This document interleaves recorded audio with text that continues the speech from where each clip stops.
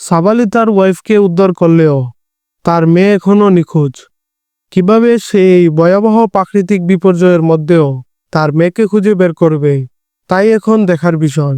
যারা আগের এপিসোডগুলো দেখেননি তারা আগে সেই এপিসোডগুলো দেখে আসুন। আর আমরা এদিকে শুরু করি এই অসাধারণ সার্ভাইভাল সিরিজের তৃতীয় এপিসোড, ম্যাগনেটিজমের গল্প।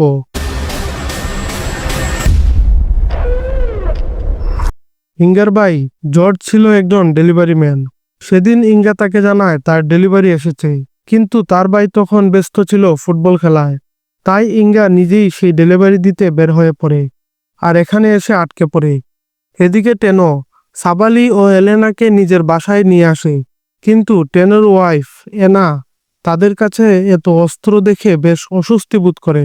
তবে এখন সেই অস্ত্রগুলোই তাদের একমাত্র ভরসা, কারণ কখন কে আক্রমণ করে বসে বলা যায় না। তারা পুরনো এক রেডিও চালিয়ে যোগাযোগ করার চেষ্টা করে, কিন্তু কোনো সিগন্যাল পাওয়া যায় না।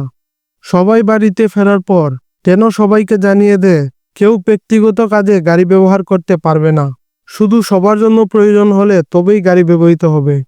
এই সিদ্ধান্তে অসন্তুষ্ট হয় সাবালি ও উমার, কারণ তারা দুজনই গাড়ি নিয়ে বের হতে চেয়েছিল। সেখানে কথা চলাকালীন সময় লুকাস জানালার বাইরে দেখে কেউ একজন তাদের গাড়ির চাকার দাগ অনুসরণ করে এখানে আসছে। তাই টেনো, ইঙ্গা ও সাবালি নিচে গিয়ে লোকটিকে ধরে ফেলে। তারা লোকটিকে গ্যারেজের এক রুমে নিয়ে আসে। মাস্ক খুললে দেখা যায় লোকটি তাদের চেনাই। সেও এসেছিল টেনোর গাড়ি নিতে, কিন্তু টেনো তাকেও না বলে দেয়। সবাই যখন রুমে ব্যস্ত, তখনই উমার চুপি চুপি সেই গাড়ি নিয়ে পালিয়ে যায়, কারণ সে জানে টেনো কখনো তাকে সেই গাড়ি নিয়ে যেতে দেবে না। উমারও শুরু থেকে এখানে তাদের সঙ্গে সার্ভাইভ করছিল, কিন্তু তার কাছ থেকে এমন বিশ্বাসঘাতকতা কেউ আশা করেনি। তাই সাবালি ও এলেনা সিদ্ধান্ত নেয় তারা হেঁটেই বেরিয়ে পড়বে তাদের মেয়েকে খুঁজতে। ইঙ্গাও এখান থেকে বেরিয়ে যেতে চায়। সে নিজের সাইকেলের টায়ারে এমন কিছু লাগাতে থাকে যাতে বরফে আটকে না যায়। অন্যদিকে উমার গাড়ি নিয়ে শহর থেকে বের হতে চায়, কিন্তু কিছু দূর যাওয়ার পর সে আকাশে লাল রঙের কিছু অদ্ভুত জিনিস দেখতে পায়। আকাশে দেখতে দেখতে সে নিয়ন্ত্রণ হারিয়ে একটি স্টোরে গাড়ি নিয়ে ধাক্কা মারে। সেই আঘাতে সে অজ্ঞান হয়ে পড়ে। এদিকে সাবালি ও এলেনা রাতেই বেরিয়ে পড়েছিল তাদের মেয়েকে খুঁজতে। তারা একটি পুরনো গাড়ি খুঁজে পায়, কিন্তু সেই গাড়িটি চালু করা যাচ্ছিল না। তারা ঠিক করে রাতে সেখানে কাটাবে। পরের দিন সকালে তারা তাদের মেয়ের স্কুলে পৌঁছায়।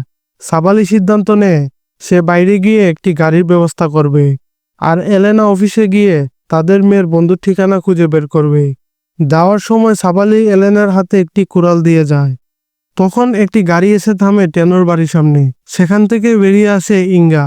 সেখানে গেলে সে তার ভাইয়ের মৃতদেহ খুঁজে পায়। তাই সে আবার এখানে ফিরে আসে, কারণ তখন এখানে থাকা মানুষগুলো ছাড়া তার আর কেউ ছিল না। সে ফিরে আসার সময় একটি গাড়িও নিয়ে আসে তাদের জন্য। গাড়ি পেয়ে টেনো ইঙ্গার হাতে এনা ও তার নিরাপত্তার জন্য একটি পিস্তল তুলে দেয়, আর নিজে লুকাসকে নিয়ে খাবারের সন্ধানে বের হয়ে পড়ে। সাবালিও স্কুলের বাইরে একটি গাড়ি খুঁজে পায়। চাবি খুঁজতে সে পাশের সিকিউরিটি রুমে ঢুকে পড়ে। সেখানে চাবি পেলেও সে হঠাৎ একটি কল্পনায় হারিয়ে যায়। সেখানে সে আজব কিছু দেখতে থাকে।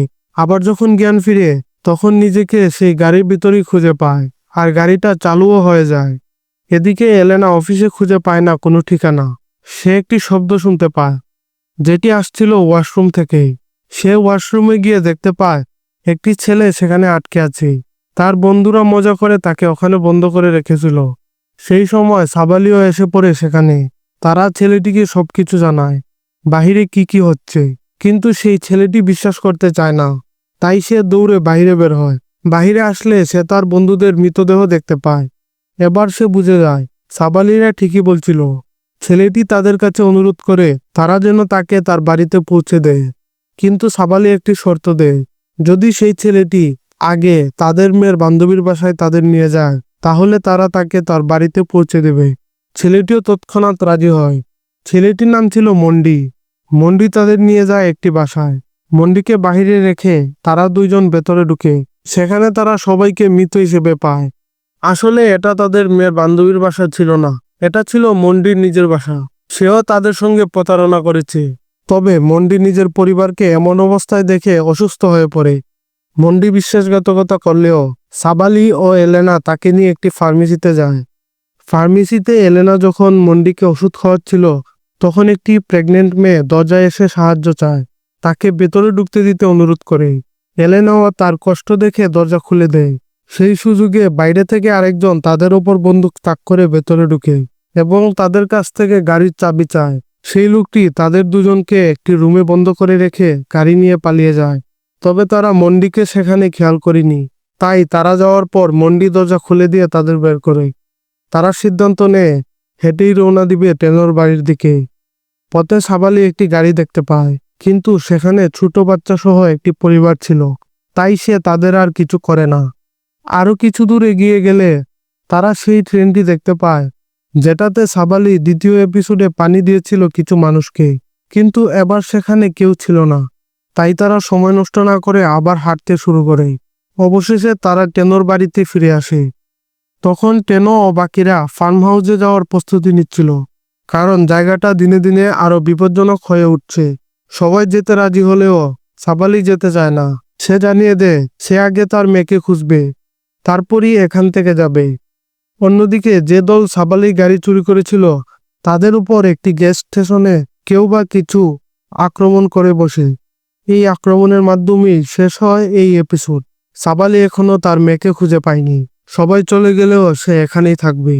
তার লক্ষ্য একটাই, তার মেয়েকে খুঁজে বের করা। পরের এপিসোডে আমরা দেখব কিভাবে সে এই ভয়ঙ্কর পৃথিবীতে তার মেয়েকে খুঁজে পায়। তাই সাবস্ক্রাইব করে সাথেই থাকুন, দেখা হচ্ছে শীঘ্রই।